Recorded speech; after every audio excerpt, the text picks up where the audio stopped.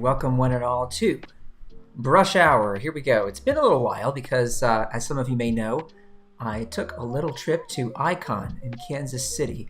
Now, for those of you who've never been or don't know about Icon, it is a convention conference that happens every 2 years for illustrators all around the world to come together and have a few chats about important issues in the business and to share their work.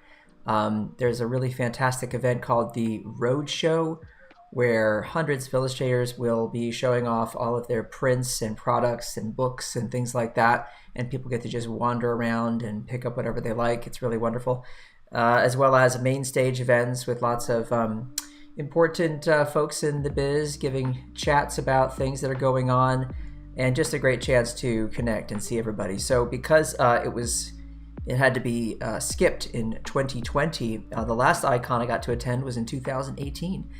So it was great to see everybody. Bravo again to the organizers of the event, to Mark Heflin and his team and everybody at Icon, Bree, the president, and the whole board of directors and everybody for putting on a great show.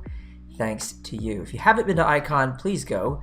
Like I said, it's every 2 years. So the next one will be in 2024. And they'll announce the city. It bounces around. And it's always in the United States, but we have visitors from all over the world, so it's really cool. Alrighty. Now, today on Brush Hour, we're going to take a look, just as we did on Friday's illustration masterclass, at the 2022 brush set for Photoshop and Adobe Fresco. And this is one of those brush sets where I went a little bit crazy, and I created over 40 brushes. Probably not the kind of precedent I want to set. I don't want to set expectations like that. The next brush set I do might have 15 or 20 brushes. We'll see. This one, I don't know what happened. I just kind of went bananas and made too many. But, if I make them, I've got to share them with you all, and so that's what happened. All right, so let's say hi to some folks who are joining us over here in Behance. Okay, Cody. Hey, Cody, fellow illustrator.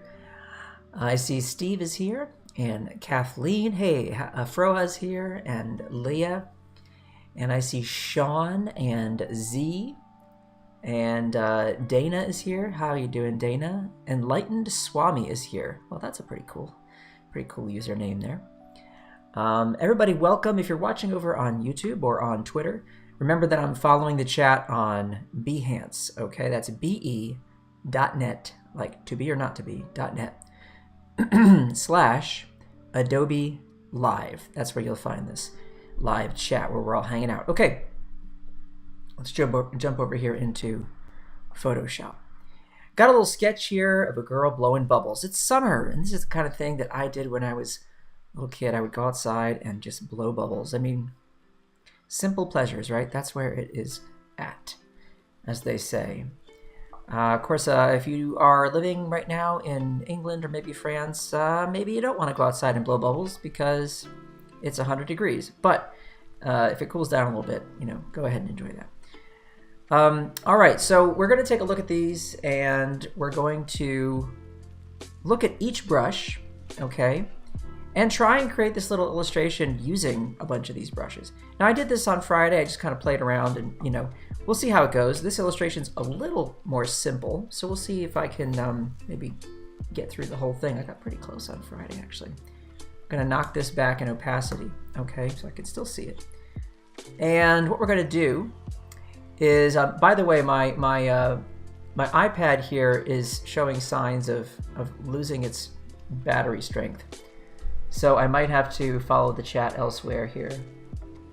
I didn't plug it in because I'm just bad like that. I don't always remember to plug in my iPad. One time I took a trip with the Apple folks. We were in Japan. It was amazing. I've never been there. Oh my goodness.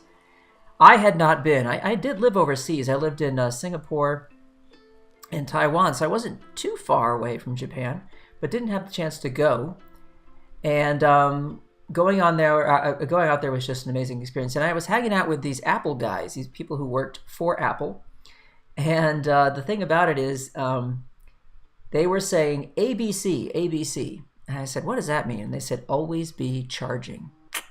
So there's some good advice for you folks. Always be charging. Charge those devices. Okay.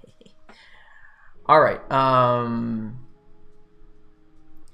Let's take a look at these brushes. Okay, so folks, let's start with this rich oil. Now this is a brush that I created in response to some comments from all of you out there who liked the oil rich brush in the mega pack but said, Kyle, it's too small.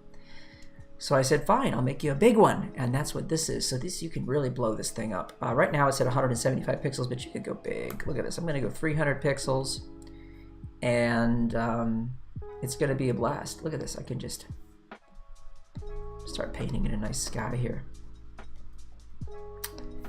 Add a new layer so you can really see that. There we go. Boom, boom, boom, boom, boom. And it's going to stay nice and crisp for you. I'll zoom in on that so you can see. See that? No pixelation to worry about. All right. This is a nice big chunker. Boom, boom, boom, boom, boom, boom, boom. All right, now we have a variant of that brush right here, the Rich Oil 22B. This one will let you get a little smaller. See that? I could come down for smaller stuff right there. And it's got a little canvas texture built in. That's pretty nice. So, you know, you decide, hey, which of these two really sort of is singing out, calling my name, right? One or the other is going to make you happy. I guarantee it. Guarantee it.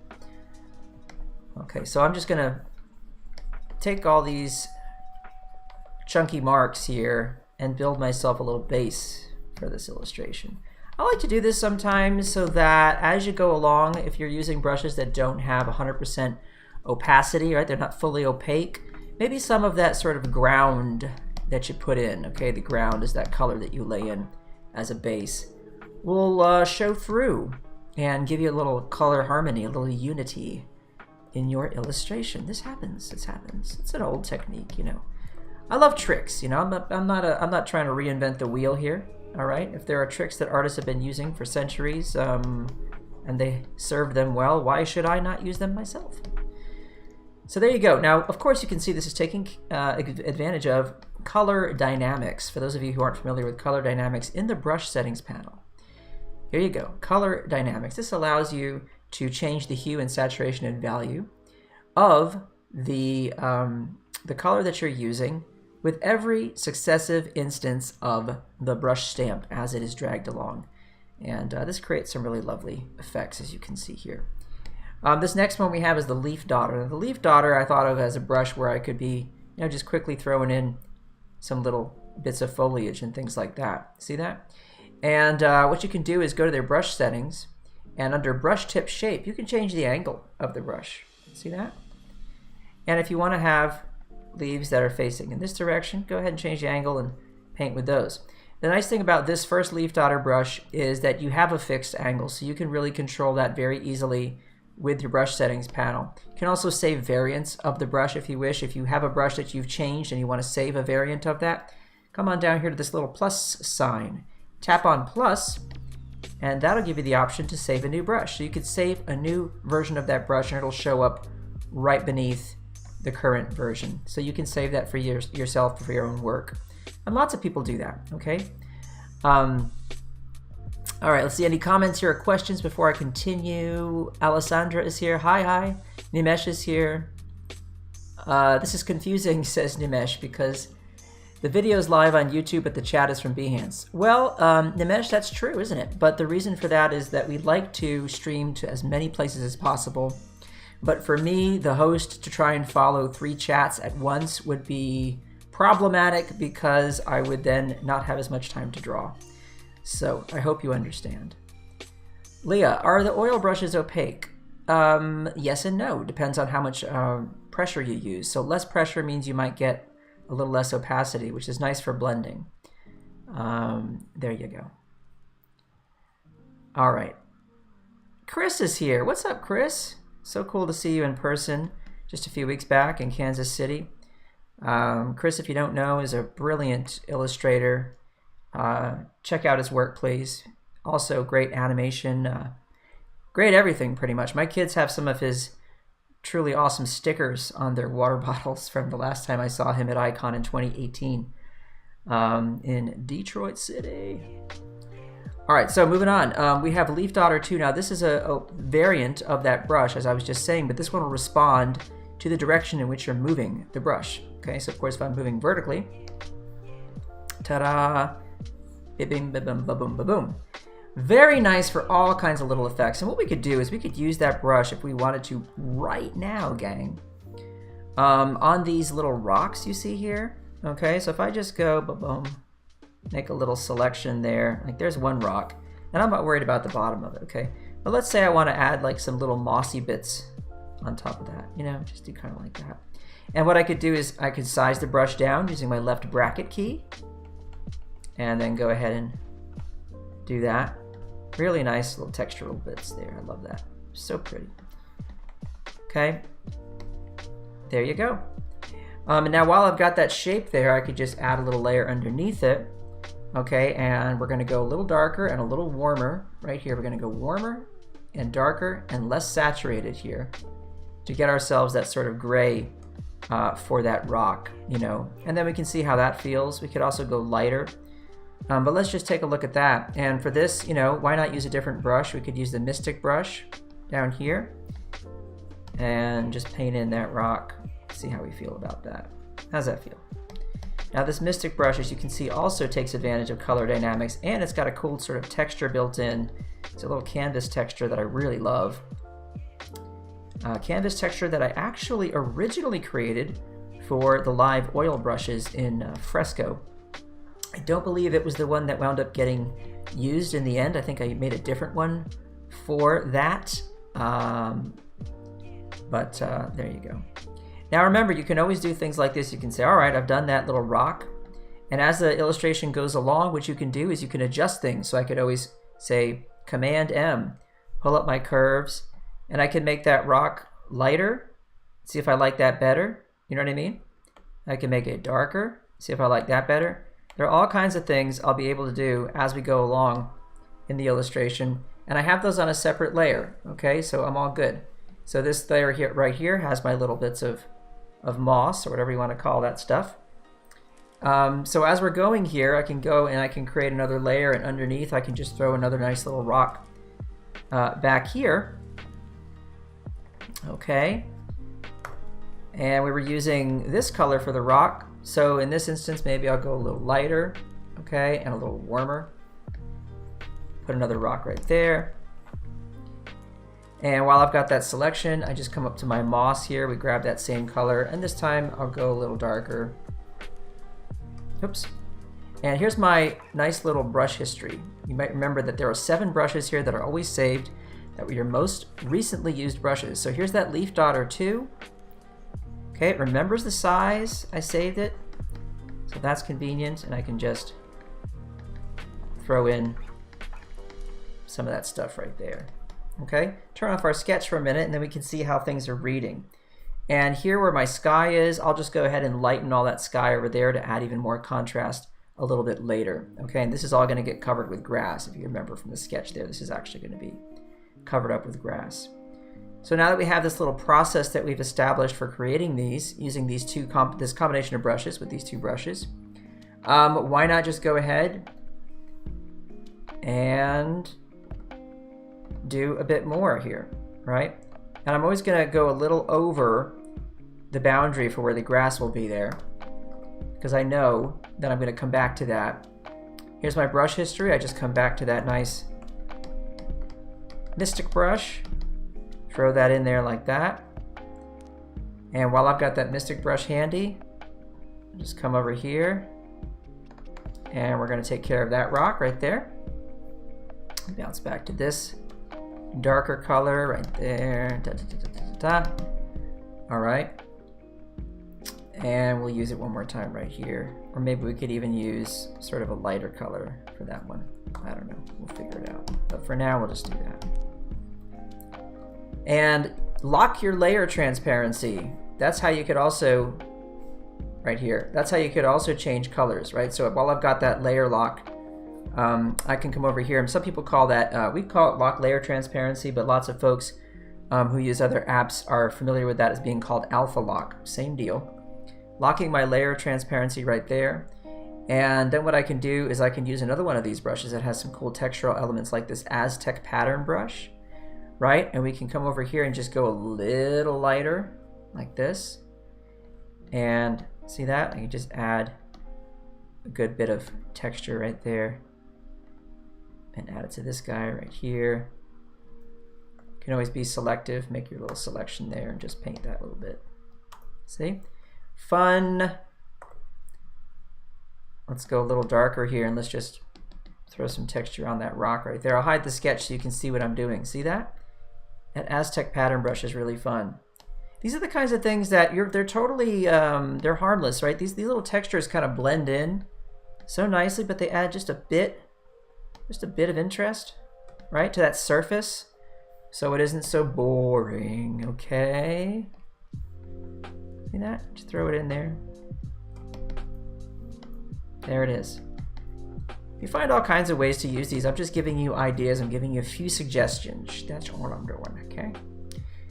Now here we have this area that I've selected here. I'm going to use that selection here for these mossy bits. And I'm going to come back to that leaf daughter, which is right here in my history.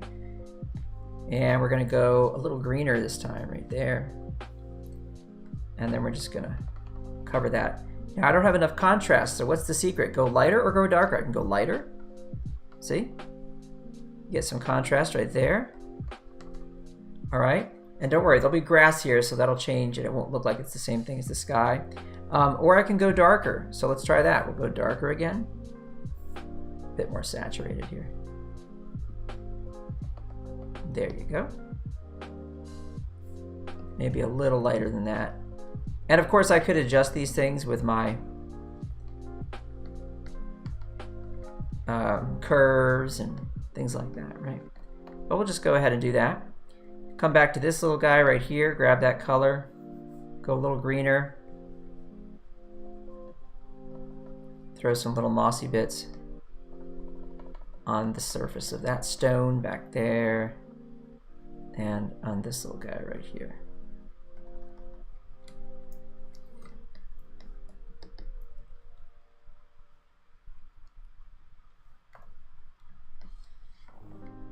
I'm deselecting that, sizing my brush down, and there you go. All right, so that's those rocks taken care of, just like that. And we're gonna have some grass covering up all that business. Let's bring our sketch back for a moment. You like this illustration? Hey, thanks, Bruce. I appreciate it. Chris says he's hiding inside. Yeah, because it's probably boiling hot. I don't know. I'm not where you are. But you're playing with the Griddy brushes, says he. Cool, cool. Yeah, the Aztec brush reminds you of the India brush pack. Oh yeah, from the COVID relief fundraiser. That was a good fundraiser, and I appreciate and thank everybody again for contributing to that. As you know, that can make a huge difference in the world, right? $1 makes a huge difference when you're talking about, 10,000 people giving $1. Very cool. All right, let's see what else we have here, folks.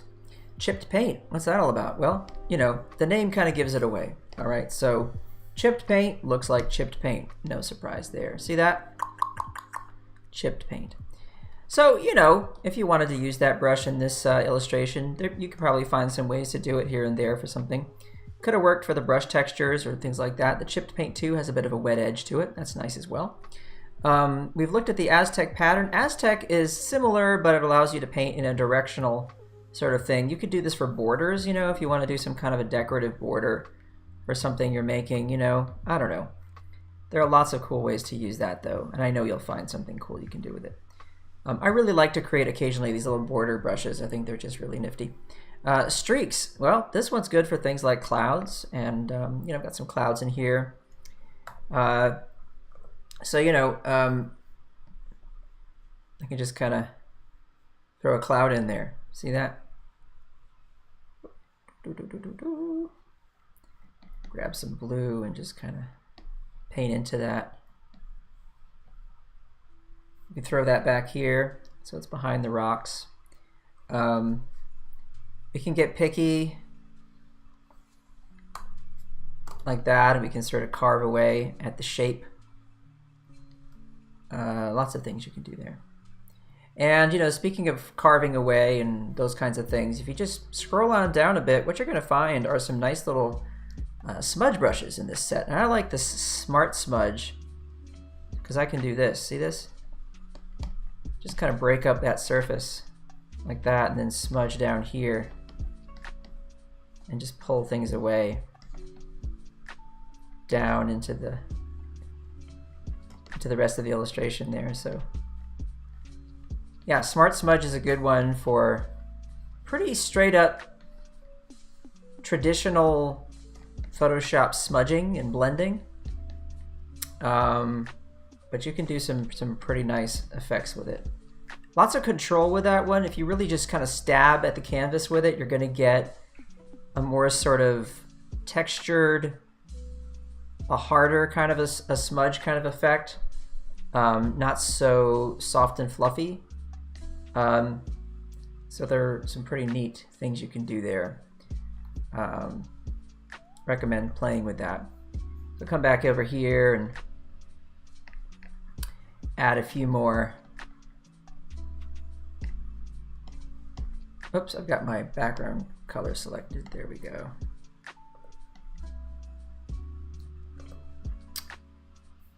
That needs to be white. There we go. The smudge brush will use the foreground and the background color for blending. Some of you may be familiar with that effect from some of my other brushes, like the Color Magic brushes, for example. By the way, for those of you who are interested, that is going to be coming to Fresco soon. It is a color dynamics feature, the ability to blend your foreground and your background color with pressure. It's a nice color dynamics feature, and I think people will enjoy doing that. I use it a lot for traditional sort of painting effects, and yeah, I think it's a pretty powerful thing. If you're not familiar with that effect, definitely check it out. In your Color Dynamics panel, you come over here and go to Color Dynamics, and under here you'll see Apply Per Tip. Make sure that's turned on.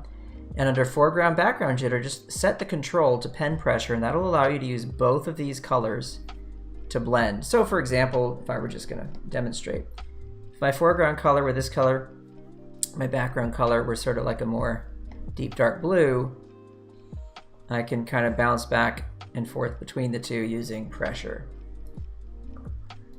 Yes, all these ideas the Photoshop brush folks invented in CS5 so many years ago, and yet they remain undiscoverable for many people. They just don't open up the brush settings panel and know what that means and all that, so I'm here to help you with that, folks. That's my job. All right, so we've got this grassy bit down here. Let's take a look at our brushes again. We've got the Griddy brushes. Now, I'm not going to use those here, but the grids, as I explained on Friday, pretty unique. What they allow you to do is paint grids and change the size of the grid, right? All the grids are currently set to be exactly the same size, so you can layer different thicknesses on top of one another, which is very helpful. But then you can also do things like this. You could throw a little grid down and then come to your brush settings, and this is where you adjust it. Go to Texture, and in Texture you'll see Scale. Now if I reduce the scale, okay, I can reduce the size of the grid. So if I want to be really precise, I can say 50%, and now you'll notice that as I paint inside of this grid, it's exactly half the size of the original. So you can imagine all the things you could do for precision with these. Okay, enjoy those. Soft spat, well, you know, these are great for the rocks. You can just lock their layer transparency right there. Grab some really nice dark colors and just throw some spatter on there. Why not? See? Isn't that nice? A little bit of texture. These are really different from the other spatter brushes I've created in the past. They're just a lot softer. You have a blend mode of multiply for those, but you can always set that to normal right here, your brush mode, normal. And in doing so, okay, I can just have the color be whatever I want without any multiply effects, okay, which is nice. So yeah, play around with those, play around with those. There are 3 versions, okay, of this brush, each with their own unique behaviors, and I encourage you all to try them out. Pretty great. They work really good for leaves too. I demonstrated that in a brief video on my Twitter and TikTok. Sorry, I shouldn't say that, but TikTok, making TikTok videos for me is so crazy. It takes me like 5 hours to edit a TikTok video that people see for like 2 seconds, but I guess that's the biz. Yeah, I made a short video about making foliage, and one of the things I did was use this brush to create leaves, so give that a try. Are these available in Fresco yet, says Cody? They will be in a couple of weeks, but you can still put them in Fresco, no problem. Just go to the brushes page. That's where you go to download brushes. You go right here. Hey, I'm in my brushes panel. I go to get more brushes, and that'll launch this page after you sign in. There it is. 1,000 brushes. That's not true. It's actually 2,000 brushes. I should tell them to update that copy. Look at all this. Oh my gosh. So Cody, what you would do is just grab them on your iPad from here. You just download that ABR file, save it on your iPad, and then load it into Fresco, and you're good to go. But yeah, in the Discover New Brushes section, it will be there in just a couple weeks. For the next time we have an update for Fresco, which is right around the corner, that's where you'll see those, okay? Alrighty. All right, so let's move on. Summer wash. So here we are getting into our watercolory brushes in this set. And I'm going to paint the grass, start with that, with the summer wash for that. Okay? So let's take a look at this. This is a nice watercolor brush, and it has some multiply settings for the brush mode, which is normal for a lot of the watercolors that I've created, but you can always set that again to normal if you wish. Right here, you can change that. And I think for the grass, I'll go ahead and paint 2 layers. I'll start with one just here in the background. And we're going to select this color. We're going to go a little greener. I will go a little darker here. A little more saturated too. There we go. And here's that watercolor brush.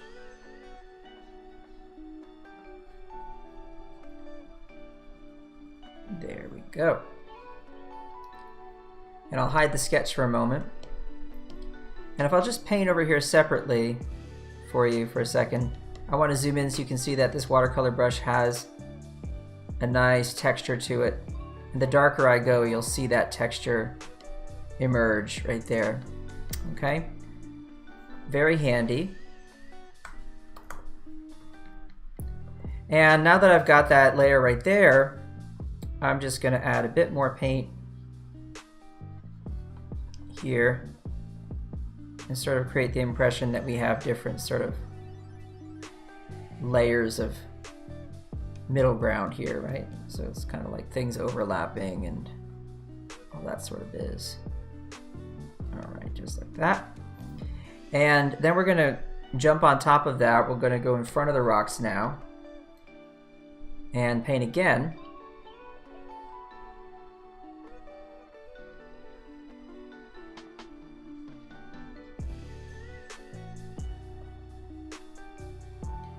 And I know it looks transparent, and that's okay. It is transparent. But don't worry, I have a little solution for that. So just bear with me.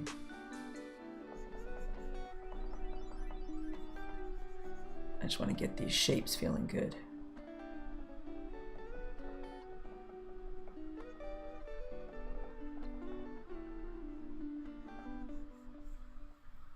There. Okay. And we just hit Command J. And now we've overlapped all that stuff. Now you might think, oh, you lost the watercolory sort of look to it. Do not fret. Because here's what we do. We combine those, and then we use these guys. Now, these is what they're great for. The Summer Wash Stain Brushes. Watch. See this? They add a watercolory sort of a stain to everything. Okay, and I can lock my layer transparency and just go to town with this. And it's going to add, if I zoom in here, you'll see that nice watercolor texture that adds. Okay, beautiful. Then I can come back to that original layer I painted, and I can select the silhouette of it here like this, and I can do the same thing. I can just paint with that brush and fill in those bits. Very nice. Okay. And by putting in this color, this helps me to understand, like, how are my rocks feeling? Is there enough contrast and whatnot? Remember what I said earlier about being able to adjust all these things. So I can now take my rock layer here, and I can select different bits and pieces of it, like here, for example, and I can say Command M and use my curves to go a little lighter, like that. And I could select this guy, go Command M, go a little darker. Look how easy it is to do these things, to just adjust the curves, okay? And then for this guy back here, maybe go a little lighter. All right, and already things are looking pretty good. Pretty good. Go a little darker with this guy. Just a hair, that's all you need. Okay, and that's enough for things to read more clearly. These are the kinds of tricks you can use in your own work. If you come over to the moss, then you can select certain bits of moss, and you can go Command M and decide if you want to go a little darker. You can even go the opposite direction. That might kind of be cool, right? Just to make that one stand out a bit and be a little different, you know? You might like that sort of solution, and then you could come over and you could come to your rock back here, and I could use that leaf daughter brush again right here, size it down a little bit, and just throw some, whoops, hang on a minute, wrong layer, there we go. Just throw some little bits and pieces on top of that, like this. See? So fun. And requires very little effort. Not that I'm trying to promote, you know, laziness. That's not what I'm trying to do here, folks. I promise. It's not the idea. But I am trying to show you some shortcuts and things you can do quickly. All right? Now, while we're here with the grass, let's scroll on down to this busy brush right here. All righty? Because I want to show you something. We're going to take this busy brush, all right, and here we have our grass. I'll show you what this busy brush looks like when you paint with it. It's really a painterly sort of a tool, okay? Bit of color dynamics in there, but it's really subtle. So you can do some pretty neat stuff. What I'm going to do, though, is I'm going to size it down. Look how small it is there. And when I use it, it's got, see that? See how it's not a perfectly smooth line? I love that. So I can just throw a few blades of grass down here. And what I'm going to do is I'm going to lock the layer transparency in a moment and then color it just at the base so that it blends with whatever green it happens to be in front of. Okay? So at the moment you'll see the bottom of these blades of grass like really clearly, but what I'm going to do is make them sort of blend into the base. All right? Handy trick, you can do this a lot.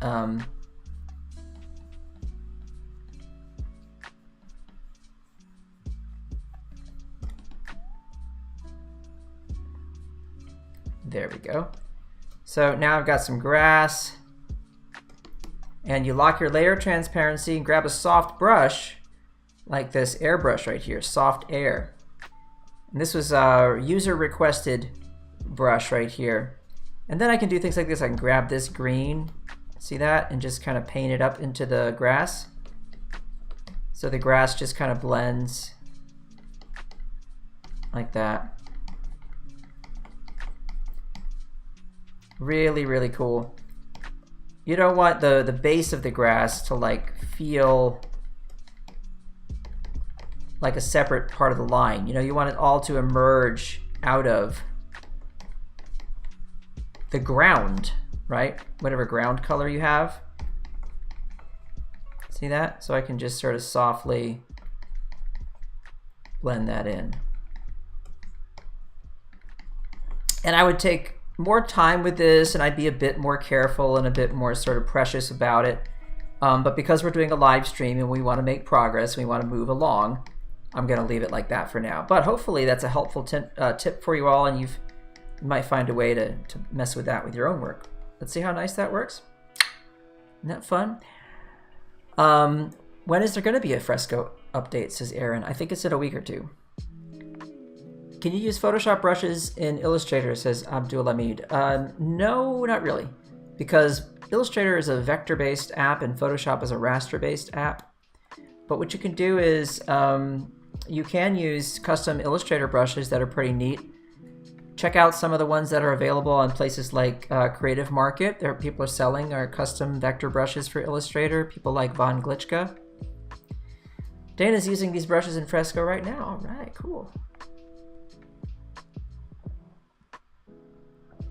Bruce asked if I used a traditional water brush to make these brushes. Not this time, Bruce. In my original watercolor set, I had a few marks that I made with traditional watercolors that were created for that purpose. Indeed, yes, yes. I'm at a point now with brush making where I can sort of fake so many things just by using brushes to create my original brush stamp that I don't even worry about it too much. But there are still times where I'll scan a little something here and there. It depends on what I'm trying to build. Depends on what I'm building. All right. So let's see what we can do in the remaining 15 or 16 minutes we have here. See what I'm doing here is I just made the brush a bit smaller, and I'm just adding a few smaller details here because, you know, this is the kind of thing you want to do later when it's time to really make this thing sing and feel finished, if you will. And I'll do a little bit of that now just so you kind of get a feel for how that would look. You see what a difference that makes, you know, little details like that. Okay. Back to our sketch, let's turn that on. So now we can see there's our character, okay? And what I'm gonna do is under this grass layer here, and maybe even under this one, yeah, I can do that. I can place her here. And there are lots of ways to draw this kind of a thing. You know, you could paint it, you could use line work and paint inside the lines, you know, it depends on what you wanna do. I do wanna show you a few more of these brushes. So you've seen up to the watercolors. Let me just quickly show you this tracker ink, because for those of you who do like to draw and like to do inking, this is a nice little inking tool. Very versatile. You can see that it makes a lot of really nifty marks. And depending on the angle you're holding it and the pressure you use, you're going to get different things to happen. Okay, so just want to show that one for you. And then I really quickly want to go through Verdi, because this one you can just in any direction create these nice varied marks. Okay, so I could go this way, right? It'll respect the direction. Use these for the texture of the tree that we were painting on Friday. Concept Carver, and down here DigiPaint 101. These are for me some of the best, like really standard, I want to say vanilla, but I don't want to make it sound boring, digital paint brushes I've ever made for people, because I just feel like, you know, sometimes I get so wrapped up in creating weird stuff and concept-y kind of stuff, you know, that maybe some people just want to have something practical for painting everything, and that's what these are. So like DigiPaint, for example, if I want to paint this kid, DigiPaint would be such a great brush for that. Okay, so, you know,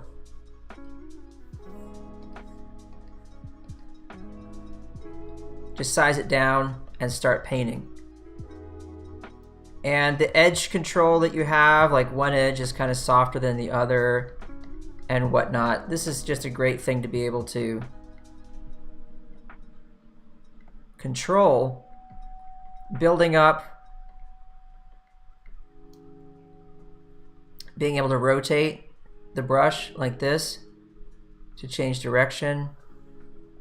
I'm doing that with my Wacom Cintiq. I'm painting on a Cintiq today, always am when I do these shows. Quickly resize the brush up and down.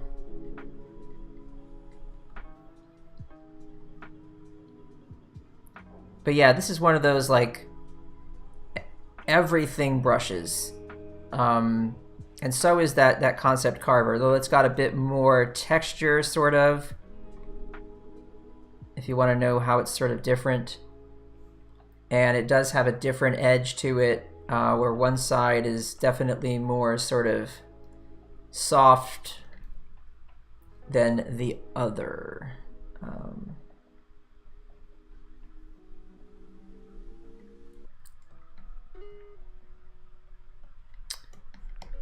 Yeah.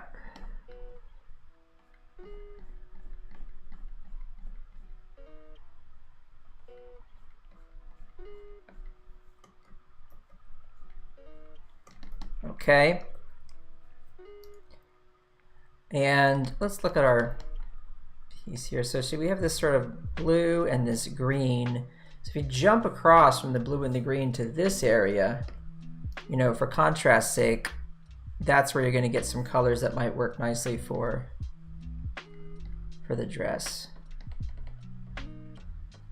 I like to think about that kind of stuff, like complementary colors, and if I have a lot of one thing and I want something to pop, then, you know, an easy quick fix for that is just go grab a complement. And if it's like the only thing you see on the canvas that has that hue, chances are people will notice it, right? That's kind of how it works.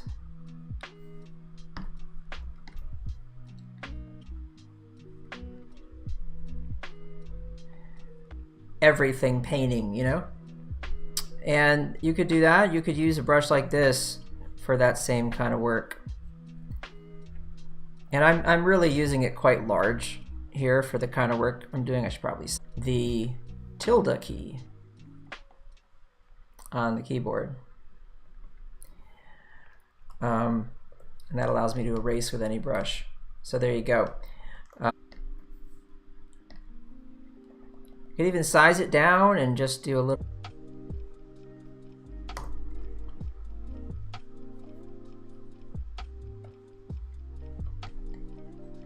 Some of you might even want to use it for drawing. Who knows? Maybe it'll become a good brush for you for that purpose.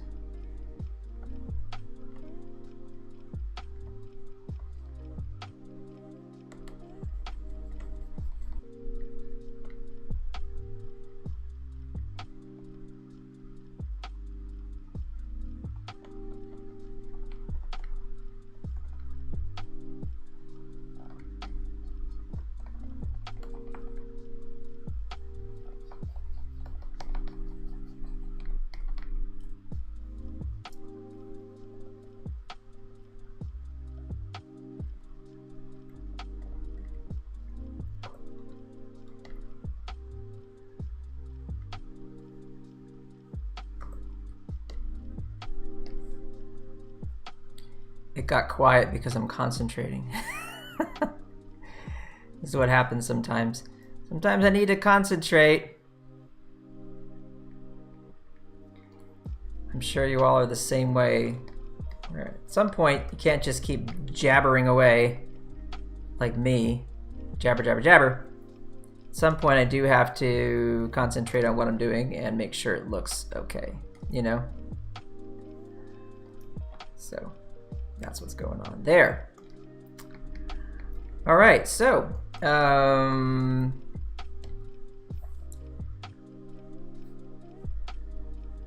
let's do this trick here where I select. Actually, we'll just use a clipping mask. I'm going to make a new layer above this, and we'll go Control, tap on the layer there, and say Create Clipping Mask. And then here, I'm going to grab this color. Okay, go a little darker here, and then set my layer mode to multiply. And then here I can do some nice shadows, and I'll just use the watercolor brush for that. So let's go back up to watercolors, and I'll just grab the Summer Wash, make it a lot smaller, obviously. And we're gonna do some shadows here.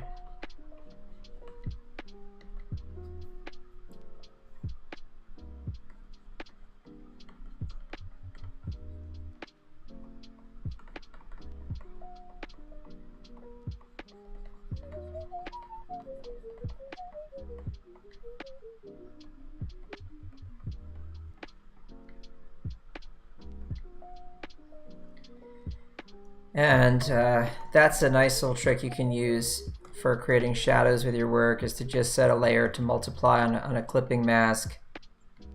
And that'll serve you well. You can do some nifty things with that.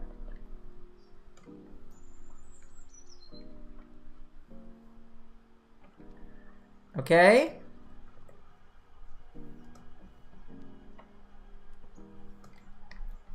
Voila. This arm and this arm. This arm's a little bigger than this arm, I think. No, they're about the same. Should be okay. All right, so back to drawing. Now, if I want to, I can, again, go back to that little brush I was using there, that's DigiArt 101, and just go ahead and create that little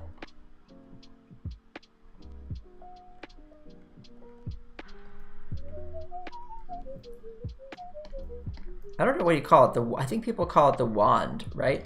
The thing that you use for your bubble solution, right? Isn't it the wand?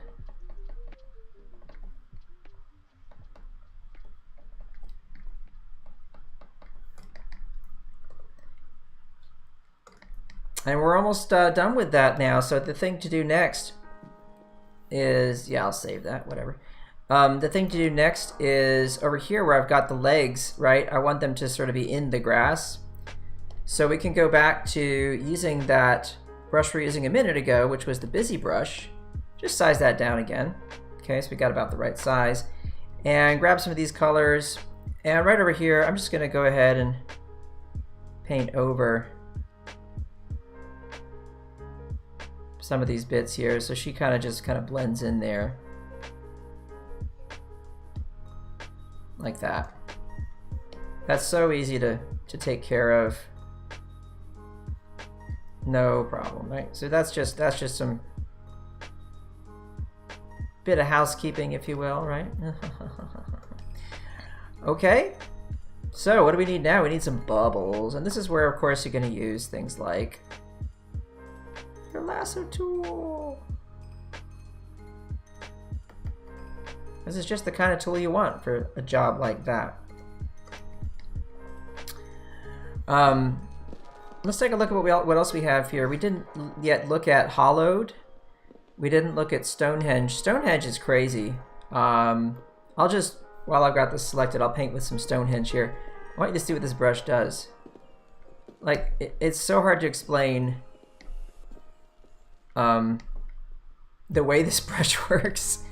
So if I draw a line like this, see how like later it kind of fills it in? It's like, wait a second, whoops, whoa. Now that's because what you have is under the brush settings build up. So if you leave it in one place, it's going to continue to build up, okay? And if you travel back over another place because of dual brush, it's going to fill in some other bits. So it's a really crazy, weird, fun brush, and you can do some nifty stuff with it. So.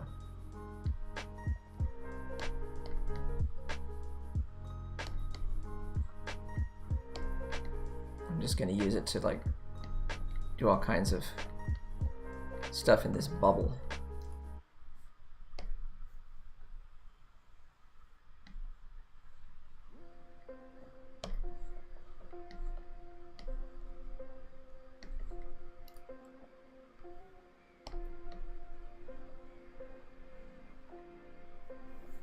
Go ahead and set it to multiply if you want to see some nifty stuff with a multiply effect as well.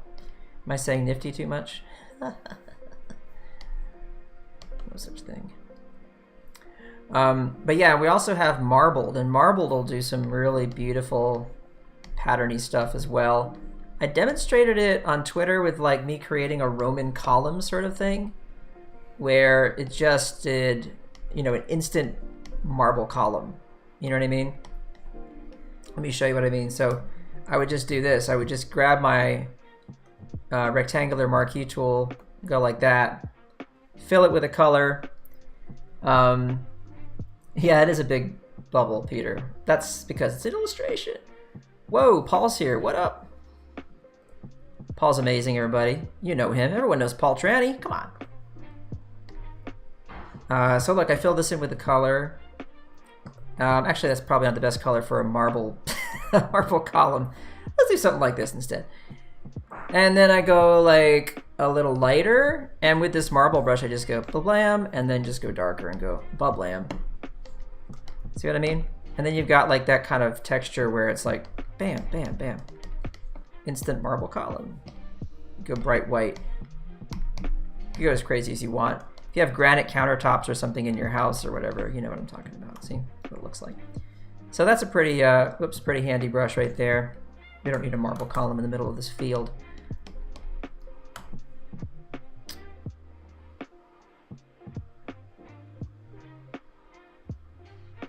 Alrighty, I'm just getting picky here. So now I can lock my layer transparency on that bad boy. We can go over and grab whatever we want and just play around. Fossil brush is very weird. Just check that out for a moment. I've got a few minutes left here, so I just want you to see what it does. See that? I'll draw over here so you can see what it's doing. See? Kind of like a hollow inside. If you use less pressure, and it's just weird. Pretty great for bubbles now that I think of it, to be honest. Pretty great bubble brush. I don't know. I might just want to use it for the bubbles here. What do you all think? Does that give a good sort of bubbly look? I think it kind of does. I'm tempted to grab this blue and go super dark. And then just bust a little bit of fossil right along the edge like that. See that? To help us define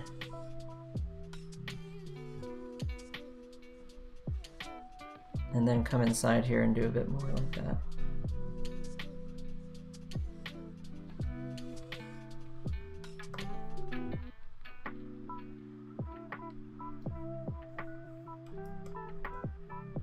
I don't know. Another thing you can do, of course, if you're going to use all this white, right, for something, another thing you can do is you come back to your sky and you just go like this. Hey, how's it feel without the clouds? Okay, cool.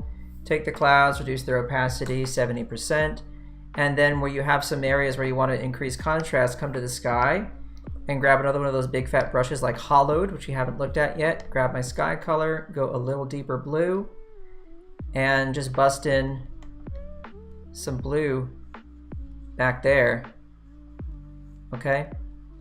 To increase the contrast that you're dealing with so that that bubble will then stand out. Remember, this is the thing I was doing earlier in the illustration, but it's so important. Contrast is so important. It's just about, you know, one of the most important things you can ever consider in your illustration is how do things read next to each other, on top of each other, okay? Remember contrast. Folks, thanks for hanging out. See you next time. Take care of yourselves, take care of each other, and I'm gonna say ciao for now.